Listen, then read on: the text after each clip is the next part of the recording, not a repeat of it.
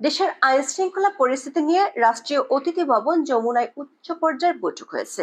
20 মে বৈঠকটি অনুষ্ঠিত হয় এমন তথ্য জানানো হয়েছে প্রধান উপদেষ্টার প্রেস উইং থেকে পাঠানো বিজ্ঞপ্তিতে দাবি করা হয়েছে বৈঠকে সারা দেশের আইন শৃঙ্খলা পরিস্থিতি পর্যালোচনা করা হয়েছে। প্রশ্ন হলো, দেশের আইন শৃঙ্খলা সংক্রান্ত উপদেষ্টা পরিষদ কমিটি আছে, আবার আছে নিরাপত্তা সংক্রান্ত জাতীয় কমিটি। দুটো কমিটি খুব হাই প্রোফাইল কমিটি। সেসব কমিটিকে বাদ দিয়ে শুধু 3 উপদেষ্টা আর 3 বাহিনীর প্রধান সহ কিছু কর্মকর্তার সাথে আইন শৃঙ্খলা পরিস্থিতির পর্যালোচনা বৈঠক কেন? তাহলে এই বৈঠকের উদ্দেশ্য কি অন্য কিছু? চলুন যাওয়া যাক বিশ্লেষণে।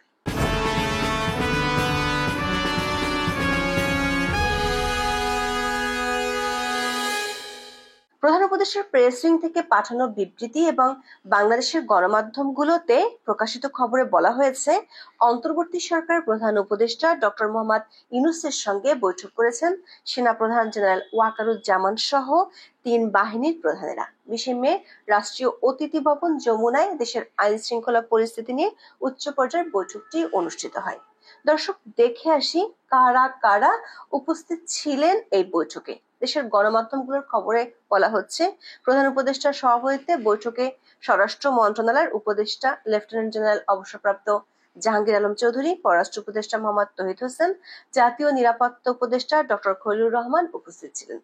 এতে সেনাপ্রধান ছাড়াও নৌবাহিনীর প্রধান অ্যাডমিরাল মোহাম্মদ নাজমুল হাসান ও বিমান বাহিনীর প্রধান এয়ার মার্শাল হাসান মাহমুদ খান সহ অন্য ঊর্ধ্বতন কর্মকর্তারা অংশ নেন।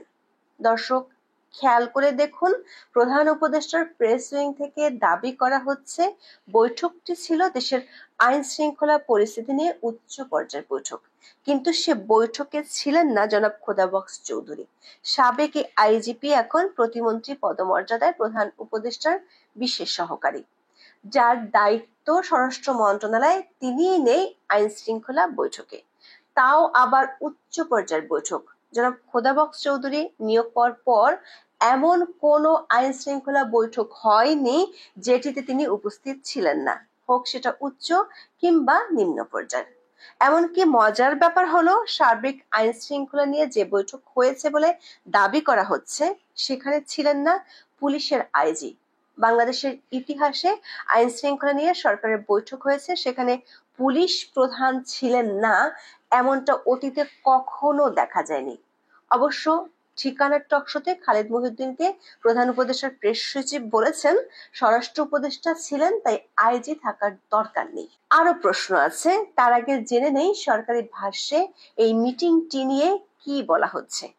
আজকের পত্রিকার খবরে বলা হয়েছে, প্রধান উপদেষ্টার প্রেস উইং থেকে পাঠানো এক বিজ্ঞপ্তিতে বলা হয়, বৈঠকে সারা দেশের আইন শৃঙ্খলা পরিস্থিতি পর্যালোচনা করা হয়। ঊর্ধ্বতন নিরাপত্তা কর্মকর্তারা পরিস্থিতি নিয়ে প্রতিবেদন উপস্থাপন করেন। প্রধান উপদেষ্টা ডক্টর মোহাম্মদ ইউনূস রাজধানী সহ সারা দেশে স্থিতিশীল নিরাপত্তা পরিস্থিতি বজায় রাখার উপর গুরুত্ব আরোপ করেন। কয়েকটি আলোচিত ঘটনার ক্ষেত্রে নিরাপত্তা বাহিনীর প্রচেষ্টার প্রশংসা করেন তিনি। দেশের সবগুলো গণমাধ্যমে একই কথা প্রকাশিত ও প্রচারিত হয়েছে। দর্শক, বাংলাদেশের অন্তর্বর্তী সরকারের আইন শৃঙ্খলা পরিস্থিতি পর্যালোচনার একটি উচ্চ পর্যায়ের কমিটি আছে, সেটি হলো আইন শৃঙ্খলা সংক্রান্ত উপদেষ্টা পরিষদ কমিটি।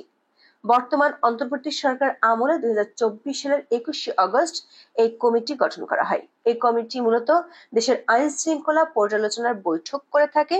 স্বরাষ্ট্র উপদেষ্টা অবসরপ্রাপ্ত লেফটেন্যান্ট জেনারেল জাহাঙ্গীর আলম চৌধুরী সেই কমিটির সভাপতি। আরো 11 জন উপদেষ্টা এই কমিটিতে আছেন। 2024 সালের 8 জানুয়ারি আইন শৃঙ্খলা বিষয়ক আরেকটি কমিটি গঠিত হয়, তবে সেটি পুলিশের নিয়োগ সংক্রান্ত। দর্শক, আইন শৃঙ্খলা কমিটির বৈঠকে প্রধান উপদেষ্টা থাকেন না, এমনকি অতীতে প্রধানমন্ত্রীও থাকতেন না। প্রধান উপদেষ্টা বা প্রধানমন্ত্রীর সভাপতিত্বে যে কমিটি, সেটি আরো উচ্চ ক্ষমতা সম্পন্ন কমিটি। এই কমিটির নাম হলো নিরাপত্তা সংক্রান্ত জাতীয় কমিটি। এটি দেশের নিরাপত্তা সংক্রান্ত সর্বোচ্চ কমিটি। এই কমিটির প্রধান হলেন অন্তর্বর্তী সরকারের প্রধান উপদেষ্টা। কমিটিতে আছেন 7 জন উপদেষ্টা। কমিটিতে আছেন জাতীয় প্রতিরক্ষা ও সংহতি বিষয়ক প্রধান উপদেষ্টার বিশেষ সহকারী, ক্যাবিনেট সচিব, 3 বাহিনীর প্রধান এবং আরো 4 জন সচিব। দর্শক, প্রধান উপদেষ্টা এবং 3 বাহিনীর প্রধান আইন শৃঙ্খলা সংক্রান্ত কমিটিতে থাকেন না, থাকেন নিরাপত্তা সংক্রান্ত কমিটিতে। এই কমিটিতে পররাষ্ট্র ও স্বরাষ্ট্র উপদেষ্টাও থাকেন, কিন্তু থাকার কথা নয় জাতীয় নিরাপত্তা উপদেষ্টার।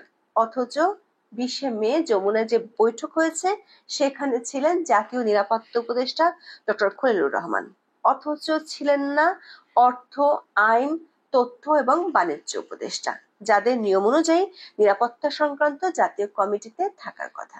সূত্রগুলো বলছে তারা দেশেই আছেন, কিন্তু তাদেরকে 20শে মের বৈঠক সম্পর্কে কিছুই জানানো হয়নি। প্রেস উইং থেকে বৈঠকের যে বিবৃতি দেয়া হয়েছে সেখানে এই 4 উপদেষ্টা থাকার কথা নেই, ছিল খলিলুর রহমানের কথা। তাহলে দেখা যাচ্ছে 20শে মে যে বৈঠকটি হঠাৎ করেই হলো সেটি জাতীয় নিরাপত্তা সংক্রান্ত কমিটি নয়। তাহলে প্রশ্ন হলো 20শে মে যমুনাতে যে বৈঠক হলো সেটি কেমন কমিটি? সরকারের ক্যাবিনেট ডিভিশনের একাধিক সূত্র বলছে এ ধরনের কোনো কমিটির অস্তিত্ব কাগজে কলমে নেই। সূত্রগুলো বলছে দেশের উদ্ভূত পরিস্থিতিতে কিছু বিষয় নিয়ে আলোচনার জন্য প্রধান উপদেষ্টার দপ্তর থেকে বৈঠকটির আয়োজন করা হয়েছে। ওই ইস্যুগুলোর সাথে সংশ্লিষ্ট দপ্তরগুলোর উপদেষ্টা এবং কর্মকর্তাদের মিটিং এ ডাকা হয়েছে। দর্শক, সূত্রগুলো বলছে এই মুহূর্তে দেশের সবচেয়ে আলোচিত একটি ইস্যু হলো মিয়ানমারের যুদ্ধ বিধ্বস্ত রাখাইন রাজ্যে সহায়তা দেওয়ার জন্য মানবিক করিডোর দেওয়ার বিষয়টি। এ নিয়ে একাধিক সংবাদ মাধ্যমের খবর হলো এরই মধ্যে দেশের প্রতিরক্ষা বাহিনীগুলোর ঊর্ধ্বতন কর্মকর্তারা সরকারকে ঐক্যবদ্ধভাবে করিডোর না দেওয়ার পক্ষে মত দিয়েছে। কিন্তু বিষয়টি নিয়ে মার্কিন যুক্তরাষ্ট্রের যে চাপ আছে সেটি এখন ওপেন সিক্রেট। 19শে মে বিষয়টি নিয়ে মার্কিন চার্জ অ্যাফেয়ার্স ট্রেসিয়ান জ্যাকবসন সেনাপ্রধান জেনারেল ওয়াকারুজ্জামানের সাথে বৈঠক করেন, কিন্তু সূত্রগুলো বলছে সে বৈঠকও সেনাপ্রধানকে রাজি করানো যায়নি। আবার 20 মে সকালে সেনা প্রাঙ্গণে অফিসার্স অ্যাড্রেস বৈঠক ডাকা হয়েছিল, সেটি আপাতত স্থগিত করা হয়। বৈঠকটি 21শে মে সকালে অনুষ্ঠিত হওয়ার কথা রয়েছে। এমন পরিস্থিতিতে 20শে মে যমুনায় উচ্চ পর্যায়ের বৈঠকটি ডাকা হয়। রাখাইন করিডোরের প্রতিরক্ষা বাহিনীর আপত্তি নিয়ে সরকার ও সেনাবাহিনীর মধ্যে দূরত্ব তৈরি হয়েছে। মূলত সে দূরত্ব প্রশমনের চেষ্টা করতেই বৈঠকটির আয়োজন করা হয়। সূত্রগুলো বলছে বৈঠকে রাখাইন করিডোর এবং রোহিঙ্গা ইস্যু এবং বাংলাদেশ মিয়ানমার সীমান্তে নিরাপত্তা ইস্যুতে আলোচনা হয়েছে। বাংলাদেশের প্রতিরক্ষা বাহিনীর কর্মকর্তাদের পক্ষ থেকে 2টি প্রশ্ন বৈঠকে রাখা হয়। প্রথমটি হলো করিডোর কে চেয়েছে? রাখাইনে এখন দুটো সত্তা আছে, একটি হলো মিয়ানমারের জান্তা সরকার, আরেকটি হলো নন স্টেট অ্যাক্টর হিসেবে পরিচিত আরাকান আর্মি। মিয়ানমারের জান্তা সরকার না চাইলে এই করিডোর দেয়া যাবে না, আর মিয়ানমারের জান্তা সরকার যদি চায় তাহলে বাংলাদেশের মধ্য দিয়ে করিডোর দেওয়ার কোনো দরকার নেই, কারণ রাখাইনে 2টি বন্দর আছে, আর নন স্টেট অ্যাক্টর হিসেবে আরাকান আর্মিও করিডোর চায়নি। করিডোরের প্রস্তাব দিয়েছে জাতিসংঘ, কিন্তু জাতিসংঘের প্রস্তাবে যদি অন্য পক্ষ অন্তর্ভুক্ত না থাকে তাহলে সেটি দিলে মিয়ানমার জান্তা সরকার বাংলাদেশের প্রতিপক্ষ হয়ে যাবে। দ্বিতীয়ত, এই করিডোর দেওয়ার মধ্য দিয়ে যদি প্রক্সি যুদ্ধ বেড়ে যায় তাহলে সেটি সামলানোর মতো পরিস্থিতি এই মুহূর্তে বাংলাদেশে নেই, বরং দেশে রাজনৈতিক সরকার আসলে সংসদে আলোচনার মধ্য দিয়ে করিডোর নিয়ে সিদ্ধান্ত নেওয়া ভালো হবে। দর্শক, 21শে মে করিডোর ইস্যুতে জাতীয় নিরাপত্তা উপদেষ্টা খলিলুর রহমানের সংবাদ সম্মেলন করার কথা রয়েছে। সেখানে হয়তো নতুন কোনো ঘোষণা আসতে পারে। আজ এ পর্যন্ত। সবাই ভালো থাকুন, সুস্থ থাকুন, নিরাপদে থাকুন। দেখা হবে আগামী পর্বে।